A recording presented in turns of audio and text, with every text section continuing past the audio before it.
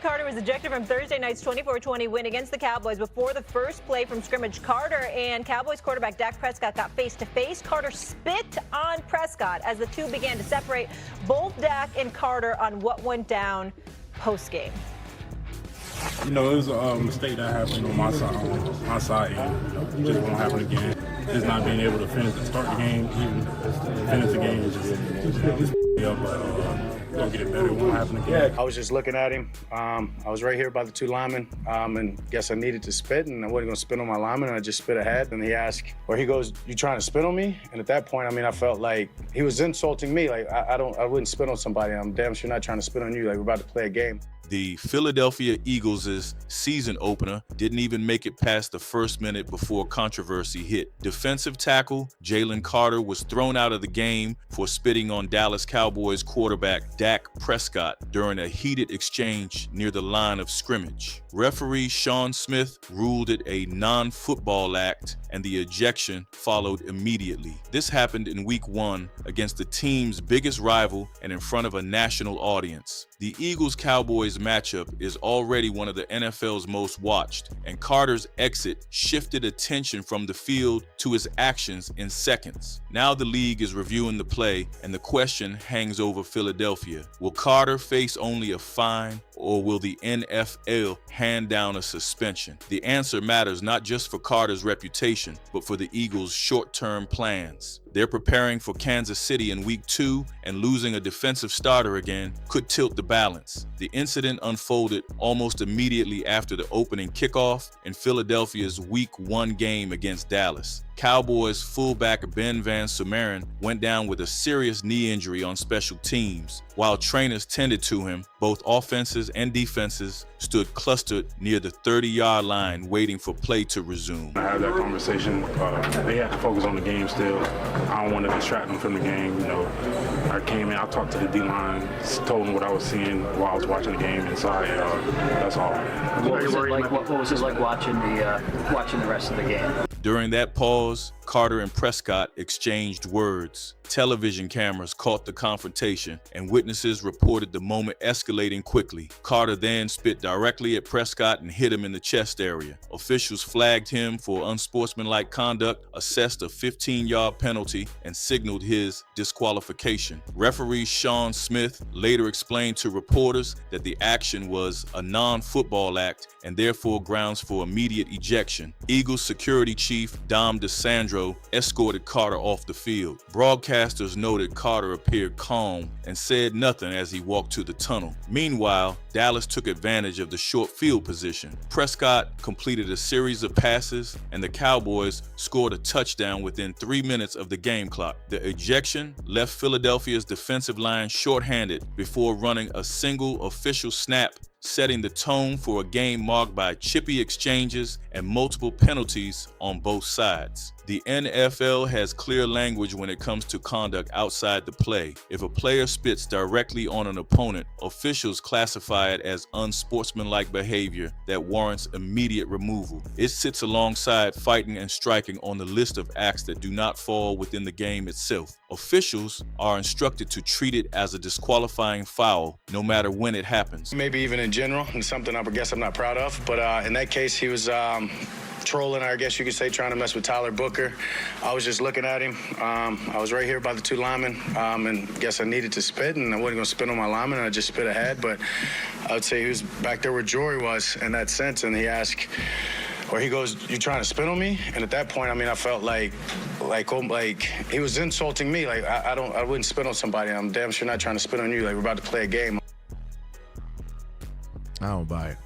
That was the framework referee Sean Smith cited after Jalen Carter's ejection. Speaking to a pool reporter, Smith emphasized that the act was a non-football act, which meant officials had no choice but to throw him out. The league has been telling teams since the preseason that sportsmanship calls would be enforced more aggressively this year, especially in nationally televised games. The debate quickly changed when cameras also showed Dak Prescott spitting during the same exchange. On review, the league drew a distinction. Carter's spit made direct contact with an opponent. Prescott did not. Spitting on the ground, even in the middle of a heated exchange, is considered part of in-game behavior. Spitting on a player is not. That difference, however small it seems, explains why one player was penalized and the other was not. Before the NFL, Carter was already a problem for opponents during Georgia's championship run. He was a starter on back-to-back championship teams, the kind of player offenses had to account for on every snap. His tape showed power at the point of attack and a burst that made him dangerous as a pass rusher. Scouts had him graded near the top of the 2023 class, but questions about his conditioning and some off-field decisions pushed him down the board.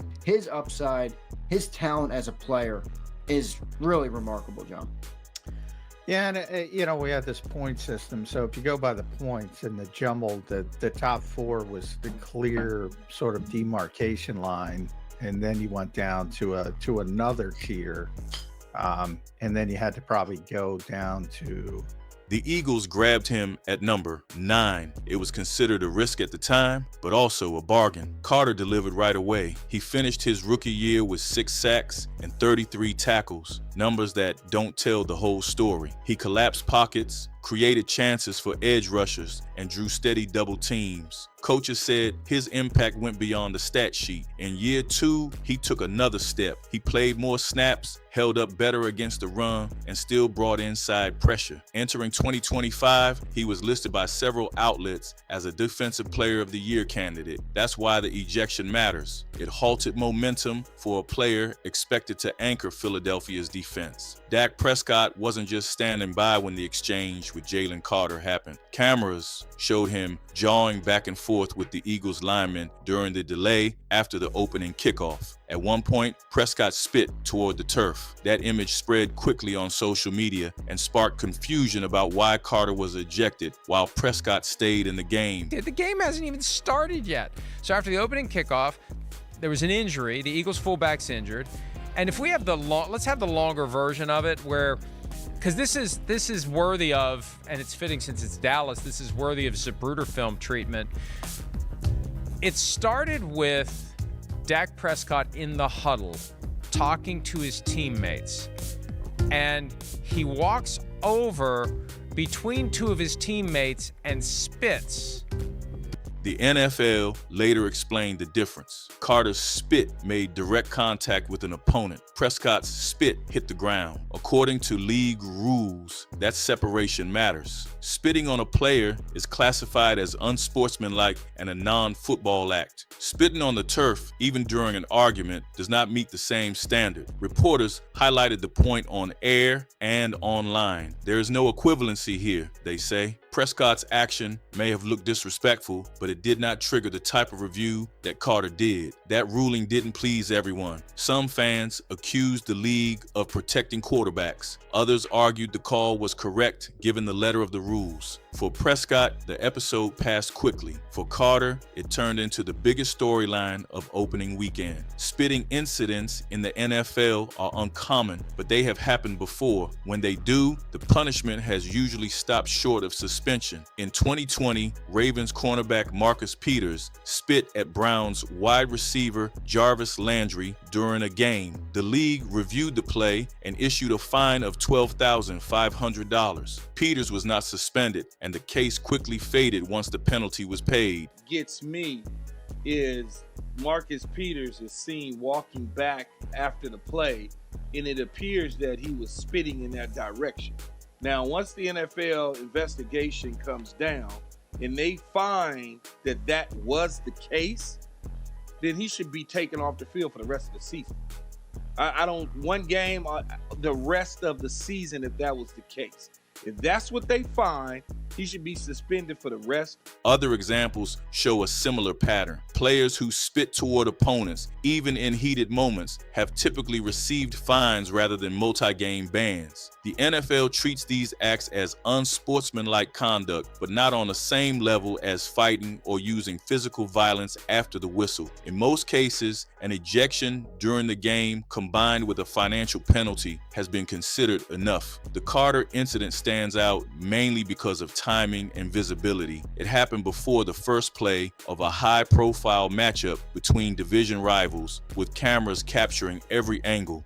That spotlight has raised questions about whether the league might send a stronger message this time. Still, precedent leans toward a fine rather than suspension, unless the league decides to reset its standard on what qualifies as a punishable offense. The NFL decided to focus exclusively on sportsmanship fouls while entering the 2025 season. During the offseason, the competition committee mentioned non-football acts as an area that needed firmer discipline. That included taunting, fighting, and unnecessary behavior between snaps. The league sent reminders to clubs that officials would be quick to penalize those situations, especially in the early weeks of the schedule. Week 1 simply gave evidence of that approach. Referees flagged players for roughness away from the play and for confrontations after whistles in multiple games. The Eagles-Cowboys opener itself included more than one example. After Carter's ejection, Dallas drew 2 separate unnecessary roughness penalties on the very next kickoff return, both tied to extended pushing and shoving. Similar incidents around the league drew the same response. Immediate penalties meant to set the tone. That backdrop helps explain why Carter's act drew such a hard line. Spitting directly on an opponent fell exactly into the type of behavior the league said it wanted to curb. His ejection wasn't just about that moment, but about enforcing the broader initiative. The league sees early season enforcement as a way to discourage bigger issues later in the year. Losing Jalen Carter in the opening minutes changed the Eagles' defensive plan immediately. He is their most disruptive interior lineman, and removing him before a single snap meant adjustments that had to come fast. Dallas took advantage right away. Prescott led a 6-play drive that covered 53 yards and ended with a touchdown, capitalizing on the penalty yardage that came with the ejection. Without Carter, Philadelphia rotated Milton Williams and Marlon Tuipulotu inside more heavily than expected. Both handled extended snaps, but the line lacked the same push it normally generates. The pass rush finished the night without a sack, something that hadn't happened often in recent years. The impact stretched beyond that game. Carter was considered a Defensive Player of the Year candidate entering the season, so any missed time affects both performance and perception. The Eagles had already thinned out their defensive front after losing Brandon Graham and Josh Sweat in the offseason. Carter's absence put further pressure on a group that wasn't at full strength. That context made the timing of Zadarius Smith's signing stand out. The front office didn't want the defense stretched too far again, especially with a trip to Kansas City up next.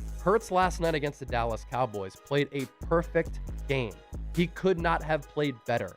And some casuals will say he didn't put up gaudy numbers. Hurts was fine. He was the best player on the field against the Cowboys with his ability to impact the game on money downs, in crucial situations, with his arm and with his legs. 19 of 23. Accuracy was there. 51-yard bomb to Jahan Dotson downfield. Beautiful throw. 152 passing yards. But what he did on the ground with his legs, he torched the Dallas Cowboys. That was the difference in this game. 2 rushing touchdowns. It's always a good and great sign when your quarterback is playing this well with another new play caller. He's had so many play callers going back to his career at Alabama, then Oklahoma, and professionally. And he still adapts, evolves, improves, and progresses. Hurts is a top 5 quarterback in the NFL, undoubtedly, and you saw it last night. Best player on the field. More offensive takeaways. Is A.J. Brown healthy? Missed 3 weeks because of that hamstring. The ejection immediately caught the attention of fans and media. Local Philadelphian outlets described the moment as a blow to a defense, which was desperately trying to achieve consistency. Reportedly, it gave Dallas a short field and an emotional lift. Some pointed out that Philadelphia has been quick to deal with discipline issues in the past, but this situation felt heavier because of Carter's profile. On talk radio, callers split in their views. A segment of fans defended Carter. According to them, emotions in a rivalry game run high and that a fine should be enough. Others said his actions hurt the team and showed poor judgment from a player expected to strengthen the defense. On the other hand, Cowboys coverage took a different angle. Analysts from Dallas praised Prescott's composure. They claimed that he stayed in the game and led led a scoring drive. Besides, they portrayed Carter's actions as an unnecessary loss of control. National voices weighed in as well. Overall, one sensitive moment dominated the conversation after week 1. I think he did. There you go. There you go. For a snap. Chris, that's...